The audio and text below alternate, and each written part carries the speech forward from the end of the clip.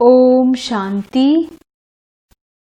23 जुलाई 2020 की बाप दादा की साकार मुरली। मुरली के सार में बाबा ने कहा, मीठे बच्चे, यह तुम्हारा जीवन बहुत बहुत अमूल्य है, क्योंकि तुम श्रीमत पर विश्व की सेवा करते हो, इस हेल को हेवन बना देते हो। प्रश्न है आज का, खुशी गायब होने का कारण तथा उसका निवारण क्या है? उत्तर में, खुशी गायब होती है देह अभिमान में आने के कारण। दिल में जब कोई शंका पैदा हो जाती है तो भी खुशी गुम हो जाती है। इसलिए बाबा राय देते हैं, जब भी कोई शंका उत्पन्न हो तो फौरन बाबा से पूछो। देही अभिमानी रहने का अभ्यास करो तो सदैव खुश रहेंगे। अब मुरली विस्तार से। ओम शांति। ऊंचते ऊंच भगवान और फिर भगवान वाच बच्चों के आगे, मैं तुमको ऊंचते ऊंच बनाता हूँ, तो तुम बच्चों को कितनी खुशी होनी चाहिए। समझते भी हो, बाबा हमको सारे विश्व का मालिक बनाते हैं। मनुष्य कहते परम पिता परमात्मा ऊंचते ऊंच है। बाप खुद कहते हैं, मैं तो विश्व का मालिक बनता नहीं हूँ। भगवान वाच, मुझे मनुष्य कहते हैं ऊंचते ऊंच भगवान, और मैं कहता हूँ कि मेरे बच्चे ऊंचते ऊंच हैं। सिद्ध कर बताते हैं, पुरुषार्थ भी ड्रामा अनुसार कराते हैं, कल्प पहले मुआफिक। बाप समझाते रहते हैं, कुछ भी बात ना समझो तो पूछो। मनुष्यों को तो कुछ भी पता नहीं है, दुनिया क्या है, बैकुंठ क्या है। भल कितने भी कोई नवाब मुगल आदि होकर गए, भल अमेरिका में कितने भी पैसे वाले हैं, परंतु इन लक्ष्मी नारायण जैसे तो हो न सके। वह तो व्हाइट हाउस आदि बनाते हैं, परंतु वहां तो रत्न जड़ित गोल्डन हाउस बनते हैं। उनको कहा ही जाता है सुखधाम। तुम्हारा ही हीरो हीरोइन का पार्ट है, तुम डायमंड बनते हो। गोल्डन एज थी, अब है आयरन एज। बाप कहते हैं, तुम कितने भाग्यशाली हो। भगवान खुद बैठ समझाते हैं तो तुमको कितना खुश रहना चाहिए। तुम्हारी यह पढ़ाई है ही नई दुनिया के लिए। यह तुम्हारा जीवन बहुत अमूल्य है, क्योंकि तुम विश्व की सर्विस करते हो। बाप को बुलाते ही हो कि आकर हेल को हेवन बनाओ। हेवनली गॉड फादर कहते हैं ना। बाप कहते हैं, तुम हेवन में थे ना, अब हेल में हो, फिर हेवन में होगे। हेल शुरू होता है तो फिर हेवन की बातें भूल जाती हैं, या तो फिर भी होगा। फिर भी तुमको गोल्डन एज से आयरन एज में जरूर आना है। बाबा बार बार बच्चों को कहते हैं, दिल में कोई भी शंका हो जिससे खुशी नहीं रहती तो बताओ। बाप बैठ पढ़ाते हैं तो पढ़ना भी चाहिए ना। खुशी नहीं रहती है क्योंकि तुम देह अभिमान में आ जाते हो। खुशी तो होनी चाहिए ना। बाप तो सिर्फ ब्रह्मांड का मालिक है, तुम तो विश्व के भी मालिक बनते हो। भल बाप को क्रिएटर कहा जाता है, परंतु ऐसे नहीं कि प्रलय हो जाती है फिर नई दुनिया रचते हैं। नहीं, बाप कहते हैं, मैं सिर्फ पुरानी दुनिया को नया बनाता हूँ, पुरानी दुनिया विनाश कराता हूँ, तुमको नई दुनिया का मालिक बनाता हूँ। मैं कुछ करता नहीं हूँ, या भी ड्रामा में नूद है। पतित दुनिया में ही मुझे बुलाते हैं, पारसनाथ बनाता हूँ, तो बच्चे खुद पारसपुरी में आ जाते हैं। वहां तो मुझे कभी बुलाते ही नहीं हैं। कभी बुलाते हो कि बाबा पारसपुरी में आकर थोड़ी विजिट तो लो, बुलाते ही नहीं। गायन भी है, दुख में सिमरण सब करे, पतित दुनिया में याद करते हैं, सुख में करे न कोई। न याद करते हैं न बुलाते हैं, सिर्फ द्वापर में मंदिर बनाकर उसमें मुझे रख देते हैं। पत्थर का नहीं तो हीरे का लिंग बनाकर रख देते हैं। पूजा करने के लिए कितनी वंडरफुल बातें हैं। अच्छी तरह से कान खोलकर सुनना चाहिए, कान भी प्योर करना चाहिए। Purity first. कहते हैं शेरनी का दूध सोने के बर्तन में ही ठहर सकता है, इसमें भी पवित्रता होगी तो धारणा होगी। बाप कहते हैं काम महाशत्रु है, इन पर विजय पानी है। तुम्हारा यह अंतिम जन्म है, या भी तुम जानते हो यह वही महाभारत की लड़ाई भी है। कल्प कल्प जैसे विनाश हुआ है, हूबहू अब भी होगा। ड्रामा अनुसार तुम बच्चों को स्वर्ग में फिर से अपने महल बनाने हैं, जैसे कल्प पहले बनाए थे। स्वर्ग को कहते ही हैं पैराडाइज। पुराणों में पैराडाइज अक्षर निकाला है। कहते हैं मानसरोवर में परियां रहती थीं, उसमें कोई टुबका लगाए तो परी बन जाए। वास्तव में है ज्ञान मानसरोवर, उसमें तुम क्या से क्या बन जाते हो। शोभनिक तो परी कहते हैं, ऐसे नहीं पंखों वाली कोई परी होती है। जैसे तुम पांडव को महावीर कहा जाता है, उन्होंने फिर पांडव के बहुत बड़े बड़े चित्र, गुफाएं आदि बैठ दिखाई हैं। भक्ति मार्ग में कितने पैसे बर्बाद करते हैं। बाप कहते हैं हमने तो बच्चों को कितना साहूकार बनाया, तुमने इतने सब पैसे कहाँ किए। भारत कितना साहूकार था, अभी भारत का क्या हाल है। जो 100% सॉल्वेंट था अब 100% इनसॉल्वेंट बन पड़ा है। अभी तुम बच्चों को कितनी तैयारी करनी चाहिए।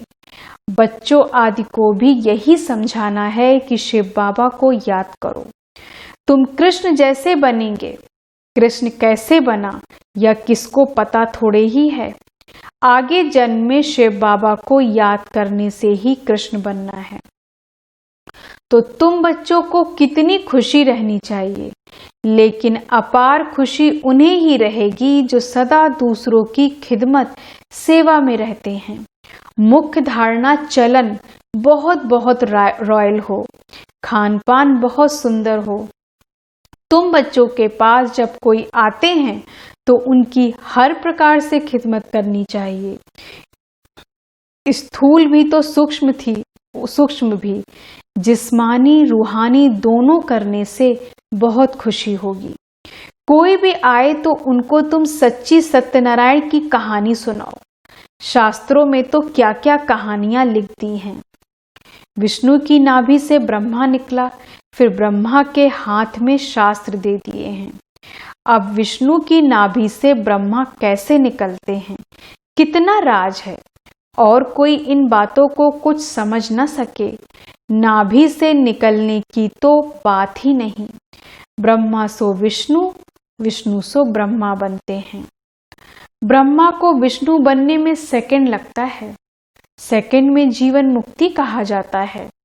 बाप ने साक्षात्कार कराया, तुम विष्णु का रूप बनते हो। सेकंड में निश्चय हो गया, विनाश साक्षात्कार भी हुआ। नहीं तो कलकत्ता में जैसे राजाई ठाठ में रहते थे, कोई तकलीफ नहीं थी, बाबा रॉयल्टी से रहते थे। अब बाप तुम्हें यह ज्ञान रत्नों का व्यापार सिखलाते हैं। वह व्यापार तो इनके आगे कुछ भी नहीं है, परंतु इनके पार्ट और तुम्हारे पार्ट में फर्क है। बाबा ने इनमें प्रवेश किया और फट से सब छोड़ दिया। भट्टी बननी थी, तुमने भी सब कुछ छोड़ा। नदी पार कर आए भट्टी में पड़े। क्या क्या हुआ कोई भी परवाह नहीं। कहते हैं कृष्ण ने भगाया। क्यों भगाया? उन्हों को पटरानी बनाने या भट्टी की बनी, तुम बच्चों को स्वर्ग की महारानी बनाने के लिए। शास्त्रों में तो क्या क्या लिख दिया है, प्रैक्टिकल में क्या क्या है। सो अब तुम समझते हो, भगाने की बात ही नहीं। कल्प पहले भी गाली मिली थी, नाम बदनाम हुआ था। यह तो ड्रामा है। जो कुछ होता है कल्प पहले मौफिक। अभी तुम अच्छी रीति जानते हो, कल्प पहले जिन्होंने राज लिया है वह जरूर आएंगे। बाप कहते हैं, मैं भी कल्प कल्प आकर भारत को स्वर्ग बनाता हूँ। पूरा 84 जन्मों का हिसाब बताया है। सतयुग में तुम अमर रहते हो, वहां अकाले मृत्यु होती नहीं। शिव बाबा काल पर जीत पहनाते हैं, कहते हैं मैं कालों का काल हूँ। कथाएं भी है ना, तुम काल पर विजय पाते हो। तुम जानते हो अमरलोक में जाते हो अमरलोक में। अमरलोक में ऊंच पद पाने के लिए एक तो पवित्र बनना है, दूसरा फिर दैवी गुण भी धारण करने हैं। अपना रोज पोता मेल रखो। रावण द्वारा तुमको घाटा पड़ा है, मेरे द्वारा फायदा होता है। व्यापारी लोग इन बातों को अच्छी रीति समझेंगे। यह है ज्ञान रत्न। कोई विरला व्यापारी इनसे व्यापार करे। तुम व्यापार करने आए हो। कोई तो अच्छी रीति व्यापार कर स्वर्ग का सौदा कर लेते हैं। 21 जन्म के लिए, 21 जन्म भी क्या, 50-60 जन्म तुम बहुत सुखी रहते हो, पद्मपति बनते हो। देवताओं के पैर में पद्म दिखाते हैं ना, अर्थ थोड़े ही समझते हैं। तुम अभी पद्मपति बन रहे हो तो तुमको कितनी खुशी होनी चाहिए। बाप कहते हैं मैं कितना साधारण हूँ, तुम बच्चों को स्वर्ग में ले जाने आया हूँ। बुलाते भी हो, हे पतित पावन आओ, आकर पावन बनाओ। पावन रहते ही हैं सुखधाम में। शांति धाम की कोई हिस्ट्री ज्योग्राफी तो हो नहीं सकती, वह तो आत्माओं का झाड़ है। सूक्ष्म वतन भी कोई बात ही नहीं। बाकी यह सृष्टि चक्र कैसे फिरता है यह तुम जान गए हो। सतयुग में लक्ष्मी नारायण की डिनाइस्टी थी, ऐसे नहीं, एक ही लक्ष्मी नारायण सिर्फ राज्य करते हैं। वृद्धि तो होती है ना, फिर द्वापर में वही पूजा सो फिर पुजारी बनते हैं। मनुष्य फिर परमात्मा के लिए कह देते हैं आपे ही पूज, जैसे परमात्मा के लिए सर्वव्यापी कह देते। इन बातों को तुम समझते हो। आधा कल्प तुम गाते आए हो, ऊंचते ऊंच भगवान, और अब भगवानुवाच, ऊंचते ऊंच बच्चे हो। तो ऐसे बाप की राय पर भी चलना चाहिए। गृहस्थ व्यवहार भी संभालना है। यहाँ तो सब रह न सके, सब रहने लगे तो कितना बड़ा मकान बनाना पड़े। या भी तुम एक दिन देखेंगे कि नीचे से ऊपर तक कितनी बड़ी क्यू लग जाती है दर्शन करने के लिए। कोई को दर्शन नहीं होता तो गाली भी देने लग पड़ते। समझते हैं महात्मा का दर्शन करें। अभी बाप तो है बच्चों का, बच्चों को ही पढ़ाते हैं। तुम जिसको रास्ता बताते हो, कोई तो अच्छी रीति चल पड़ते, कोई धारणा कर नहीं सकते। कितने हैं जो सुनते भी रहते, फिर बाहर में जाते हैं तो वहां के वहां रह जाते। वह खुशी नहीं, पढ़ाई नहीं, योग नहीं। बाबा कितना समझाते हैं, चार्ट रखो, नहीं तो बहुत पछताना पड़ेगा।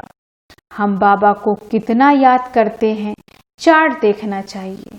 भारत के प्राचीन योग की बहुत महिमा है।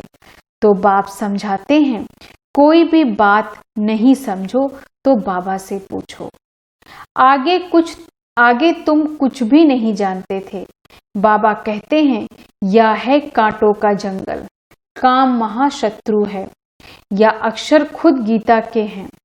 गीता पढ़ते थे परंतु समझते थोड़े ही थे। बाबा ने सारी आयु गीता पढ़ी, समझते थे गीता का महात्म्य बहुत अच्छा है। भक्ति मार्ग में गीता का कितना मान है। गीता बड़ी भी होती है, छोटी भी होती है। कृष्ण आदि देवताओं के वही चित्र पैसे पैसे में मिलते रहते हैं। उन्हीं चित्रों के फिर कितने बड़े बड़े मंदिर बनाते हैं। तो बाप समझाते हैं, तुमको तो विजयमाला का दाना बनना है। ऐसे मीठे मीठे बाबा को बाबा बाबा भी कहते हैं। समझते भी हैं, स्वर्ग की रजाई देते हैं, फिर भी सुनंती कथंती अहो माया फारकती देवंती। बाबा कहा तो बाबा माना बाबा। भक्ति मार्ग में भी गाया जाता है, पतियों का पति, गुरुओं का गुरु एक ही है। वह हमारा फादर है, ज्ञान का सागर पतित पावन है। तुम बच्चे कहते हो बाबा हम कल्प कल्प आपसे वर्षा लेते हैं, कल्प कल्प मिलते हैं। आप बेहद के बाप से हमको जरूर बेहद का वर्षा मिलेगा। मुख्य है ही अल्फ, उसमें बे मर्ज है। बाबा माना वर्षा, वाह है हद का या है बेहद का। हद के बाबा तो ढेर के ढेर हैं, बेहद का बाप तो एक ही है। अच्छा, मीठे मीठे 5000 वर्ष बाद फिर से आकर मिलने वाले बच्चों प्रति बाप दादा का याद प्यार और गुड मॉर्निंग। रूहानी बाप की रूहानी बच्चों को नमस्ते। हम रूहानी बच्चों की रूहानी बाप दादा को गुड मॉर्निंग, नमस्ते नमस्ते नमस्ते। धारणा के लिए मुख्य सार, पहली पॉइंट, स्थूल सूक्ष्म खिदमत सेवा पर अपार खुशी का अनुभव करना और कराना है। चलन और खान पान में बहुत रॉयल्टी रखनी है। दूसरी पॉइंट, अमरलोक में ऊंच पद पाने के लिए पवित्र बनने के साथ साथ दैवी गुण भी धारण करने हैं। अपना पोता मेल देखना है कि हम बाबा को कितना याद करते हैं। अविनाशी ज्ञान रत्नों की कमाई जमा कर रहे हैं। कान प्योर बने हैं जिसमें धारणा हो सके। वरदान है आज का, माया के खेल को साक्षी होकर देखने वाले सदा निर्भय माया जीत भव। माया के खेल को साक्षी होकर देखने वाले सदा निर्भय माया जीत भव। विस्तार से, समय प्रति समय अपने आप बच्चों की स्टेज आगे बढ़ती जा रही है। ऐसे अब माया का वार नहीं होना चाहिए। माया नमस्कार करने आए, वार करने नहीं। यदि माया आ भी जाए तो उसे खेल समझकर देखो। ऐसे अनुभव हो जैसे साक्षी होकर हद का ड्रामा देखते हो। माया का कैसा भी विकराल रूप हो, आप उसे खिलौना और खेल कर समझकर देखेंगे तो बहुत मजा आएगा। फिर उससे डरेंगे व घबराएंगे नहीं। जो बच्चे सदा खिलाड़ी बनकर साक्षी हो माया का खेल देखते हैं, वह सदा निर्भय या माया जीत बन जाते हैं। स्लोगन है आज का, ऐसा स्नेह का सागर बनो जो क्रोध समीप आ न सके। ऐसा स्नेह का सागर बनो जो क्रोध समीप भी आ न सके। ओम शांति। धन्यवाद बाबा, धन्यवाद।